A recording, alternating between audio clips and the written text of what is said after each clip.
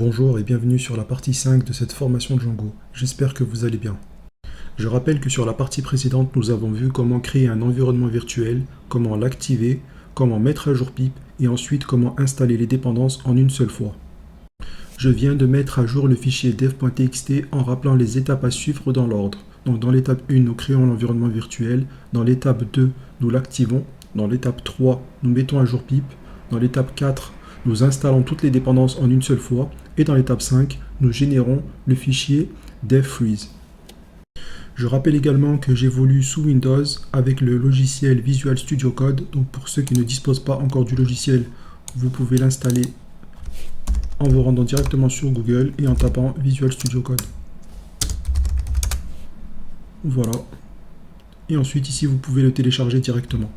Je rappelle également que pour travailler avec le framework Django, il est nécessaire d'avoir Python d'installer sur sa machine. Donc si ce n'est pas le cas pour vous, vous pouvez vous rendre sur le site officiel de Python. Et ensuite vous pourrez ici télécharger et installer la dernière version stable disponible sur le site. Reprenons maintenant le fil conducteur de notre projet. Et passons maintenant à la création de notre projet. Pour faciliter la compréhension de tout à chacun, je vais créer le projet et le nommer Django Config. Mais libre à vous de le nommer comme vous le souhaitez. Ici, il s'agit d'une application de critique de livres, donc il serait plus approprié si vous le nommiez Book Review par exemple. Donc pour continuer sur notre workflow, ici nous nous situons sur la branche Main. Donc créons maintenant une branche partie 5 pour l'installation et la création de notre projet. Donc avec la commande git checkout b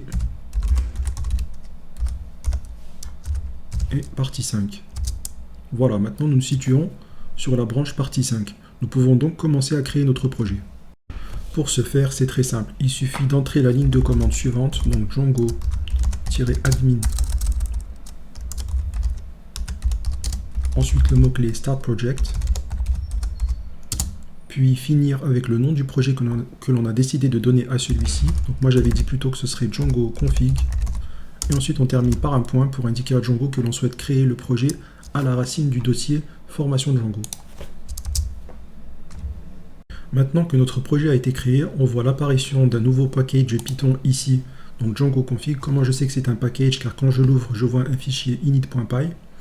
Et je vois également un autre module Python qui s'appelle manage.py. Donc ce module est très important car c'est celui-ci qui va nous permettre de lancer notre serveur, de créer un super utilisateur, de créer des migrations et de les appliquer. Une fois notre projet Django créé, il est important de vérifier vers où pointe notre interpréteur Python. Donc il faut le faire pointer vers notre environnement virtuel car c'est là que sont installées nos dépendances. Donc là vous voyez ici que Django est surligné en rouge. Cela signifie que là où pointe l'interpréteur Python, il n'y a pas de Django. Donc là, je sélectionne mon interpréteur. Donc ici, là où il y a la version. Donc là, vous voyez qu'il pointe vers C Program Files, Python 3.10, Python.exe. Et nous, on veut qu'il pointe vers ce fichier, ce dossier que l'on a créé, donc l'environnement virtuel. Donc là, si je sélectionne cet interpréteur, donc là, comme par magie, cette fois-ci maintenant, donc Django, le surlignage Django, le linting qui a été sur Django disparaît. Donc là, maintenant, cela signifie que l'on peut faire appel au framework Django et pouvoir commencer à développer notre code. Explorons maintenant le paquet Django Config. Donc si l'on ouvre le paquet Django Config, il y a deux modules qui doivent attirer notre attention. Le module settings.py, comme son nom l'indique, c'est là où l'on va paramétrer le projet Django. Et le module urls.py, c'est là où l'on va définir les routes pour toutes les vues. Examinons de plus près le module settings.py.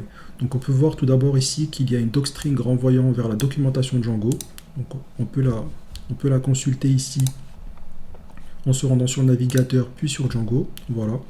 Et il y a la documentation, l'onglet documentation, et on peut voir ici que la documentation se découpe en trois parties principales, donc les modèles, les vues, les templates. Donc pour respecter l'architecture MVT, mais il y a également les formulaires que nous verrons un petit peu plus tard.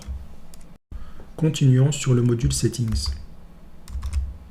Ici, à la ligne 16, on peut voir qu'il y a une constante qui se nomme basedir qui renvoie vers la racine du projet. Donc cette constante est très intéressante car peu importe là où le projet se situe, donc qu'il soit en déploiement ou en local, on pourra toujours donc, pointer vers la racine du projet. Donc cette constante est très intéressante. Ligne 23, on peut voir la constante secret key. Comme son nom l'indique, il s'agit d'une donnée sensible. Une donnée sensible, normalement, dans un projet Python, cela doit être conservé dans une variable d'environnement. Voyons maintenant comment faire cela. Tout d'abord, créons un fichier .env qui contiendra toutes nos variables d'environnement, c'est-à-dire nos données sensibles. À l'intérieur de ce fichier, nous allons copier la constante secret key. Nous allons enlever les guillemets, car dans une variable d'environnement, les chaînes de caractères n'ont pas de guillemets. Par précaution, nous allons également enlever les espaces. Maintenant, dans notre module settings.py, nous allons faire appel à cette variable d'environnement. Donc là, celle-ci, nous allons la supprimer. Ensuite, via la librairie .env qui a été préalablement installée au début,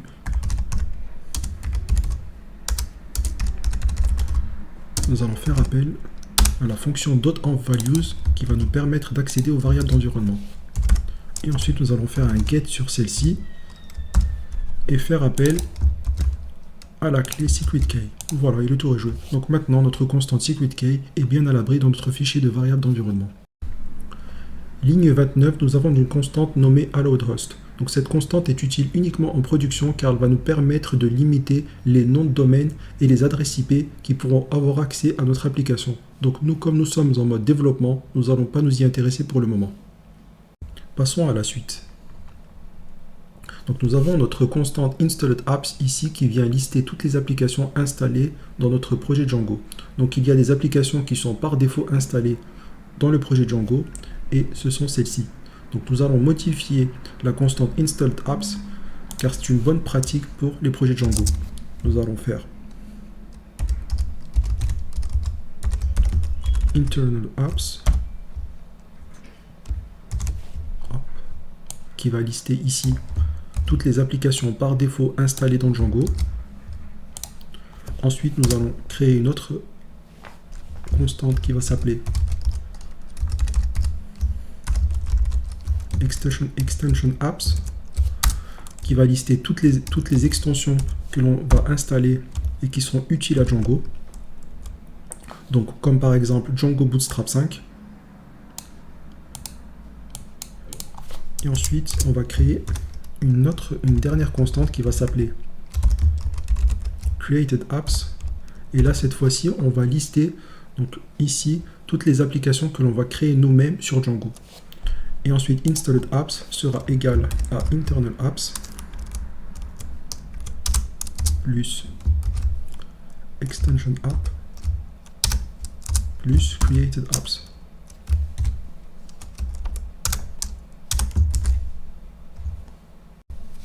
Ensuite, ligne 49, nous avons la constante middleware. Donc les middleware sont une couche supplémentaire entre le serveur, c'est-à-dire notre application Django, et les vues, qui vont ici interagir entre les deux et rajouter une couche de sécurité à notre application. Donc ça, c'est des paramètres par défaut sur Django. Donc ici, nous n'allons pas intervenir sur cette partie. Ligne 59, nous avons la constante route URL-conf. Donc c'est tout simplement le module où sont définies les routes du projet Django. Donc ici, ce sera dans le paquet Django config et il faudra se référer au module urls.py. Passons maintenant à la constante templates. Donc la constante template, c'est tout simplement l'endroit où l'on va spécifier à Django où chercher les templates. Donc par défaut, Django cherche tous les répertoires nommés templates dans toutes les applications installées. C'est ce que signifie la paire clé-valeur appdeals est égal à true. On peut également spécifier un endroit personnalisé ou spécifier à Django où aller chercher les templates, en plus des applications. Donc on peut par exemple rajouter le base dir. Donc je rappelle que le base dir est la racine du projet et pourquoi pas templates. Ce qui signifie que je spécifie à Django qu'il peut également aller chercher les templates à partir de la racine dans le dossier templates. Je peux également me rendre sur Created Apps et rajouter l'application Django Config, car oui, Django Config est bien une application car c'est un package. Voilà. Et comme appdeals est égal à true, donc ici, si dans cette application, je crée un répertoire nommé templates, donc par défaut, Django vérifiera également s'il y a bien des templates HTML ici. Donc continuons. Passons à la ligne 77, donc à la constante WSJ Application. C'est tout simplement l'endroit où est défini le serveur de production de l'application Django. Donc c'est-à-dire, il faut se référer à l'application Django Config et au module WSJ, donc c'est-à-dire ici. Donc cela pour le moment nous n'allons pas nous y intéresser car c'est seulement utile pour la production. Passons maintenant à la constante database ligne 83. Donc là c'est une constante très importante car c'est là où est définie la base de données. Donc ici nous pouvons voir que c'est une base de données de type SQLite 3 et nous pouvons également voir où se situe la base de données, donc à la racine du projet, et également le nom. Donc la base de données se nommera db.sqlite3. Concernant la base de données, nous verrons un petit peu plus tard que lorsque nous lancerons le serveur Django, eh bien celle-ci sera créée automatiquement. Passons maintenant à la constante hot password validators.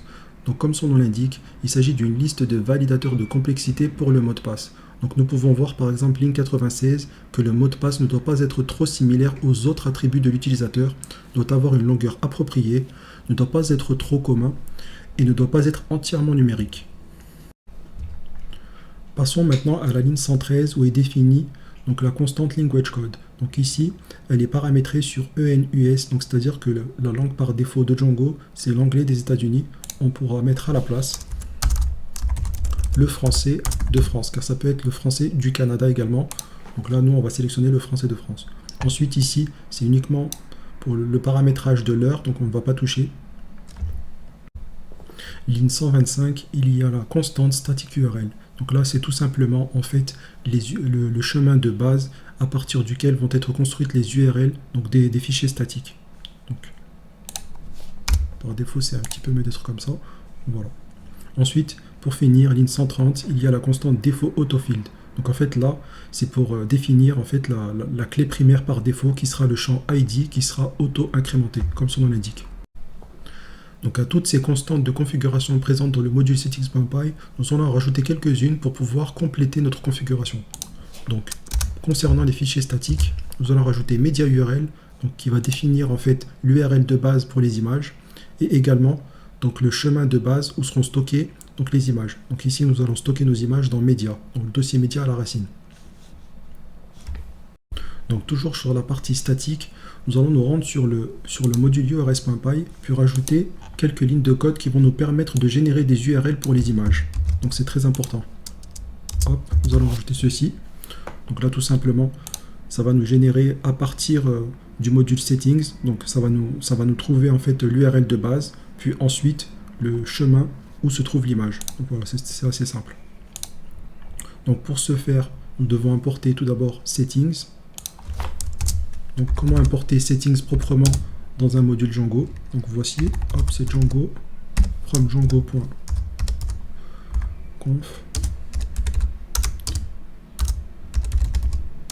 Import settings.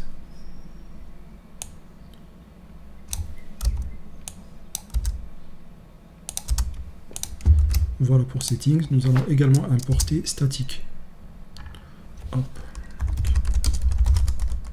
From django.conf.urls.static import static.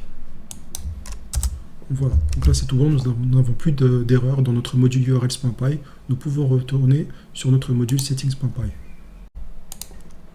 Configurons maintenant quelques paramètres propres au modèle user. Donc là, je me contente de copier-coller des paramètres réutilisables dans n'importe quel autre projet. Donc la première constante ici, hot user model, permet de spécifier simplement où se situe le modèle user dans l'application Django.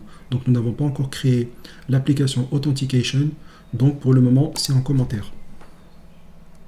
Pour finir sur le modèle user, nous avons trois constantes qui permettent de rediriger un utilisateur suivant le cas de figure dans lequel il se trouve. S'il souhaite se connecter, il sera redirigé vers la vue Login. Si l'utilisateur est connecté, il sera redirigé vers la vue Home. Si l'utilisateur se déconnecte, il sera redirigé automatiquement vers la vue Login. Donc ce qu'il faut comprendre ici, c'est qu'au mieux nous configurons notre module settings.py et moins nous aurons de travail à effectuer sur les vues et sur les templates. Rappelons-nous qu'en tout début du projet, nous avons installé comme dépendance Django Bootstrap 5. Or, nous ne l'avons toujours pas configuré dans notre module settings.py. Donc tout d'abord, consultons la documentation du paquet Django Bootstrap 5. Donc, Django Bootstrap 5, hop. Donc là, rendons-nous sur le site pipe. Ensuite, ici, consultons directement le code source. Voilà, donc là on met bien une étoile ici car on a utilisé le package. Et ensuite, là, consultant la documentation. Donc ici, pour installer, donc, il faut tout d'abord faire comme première étape pip install Django Bootstrap 5. Donc ça, nous l'avons déjà effectué de manière récursive avec la fonction pip install-r, donc requirement/dev. Ensuite, en deuxième étape, il faut rajouter cette chaîne de caractères, donc dans la liste installed apps, donc Django _ Bootstrap 5.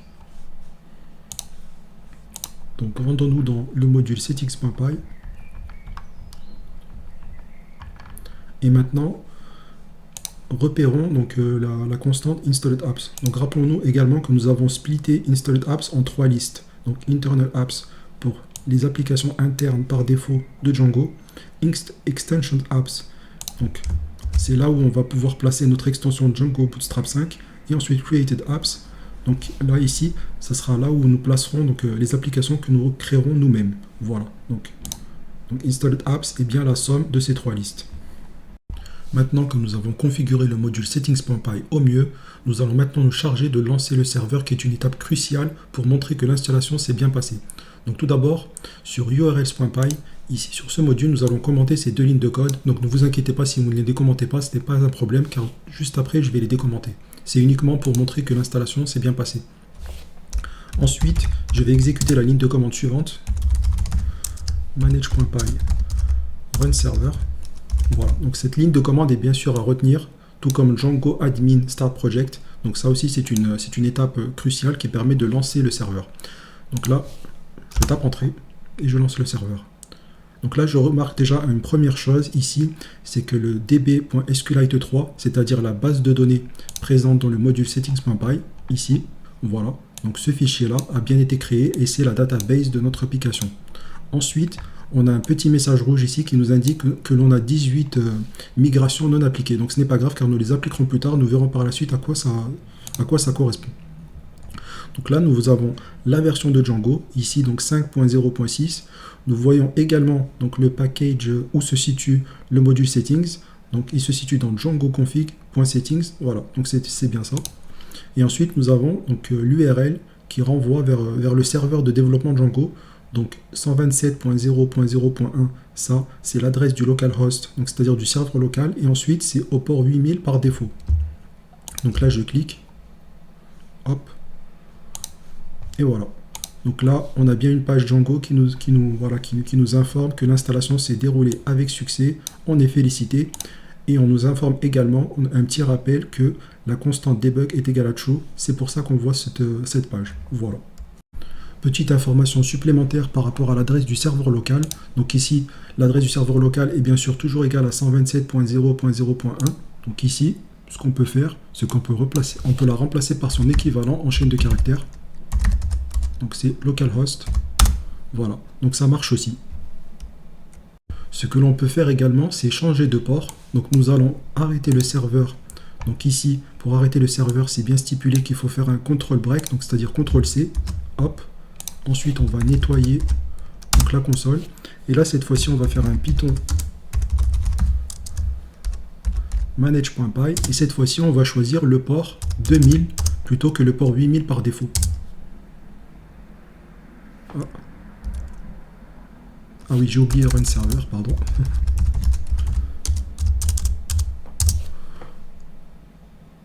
Voilà, et là cette fois-ci on voit bien que le serveur est disponible sur l'adresse 127.0.0.1 et au port 2000. Voilà, donc là si j'ouvre le navigateur, voilà, on voit bien qu'on a réussi à changer de port avec succès. Voilà, c'est juste une information supplémentaire dans le cas où vous lanceriez plusieurs serveurs de développement en même temps, donc ça vous sera utile de pouvoir changer de port.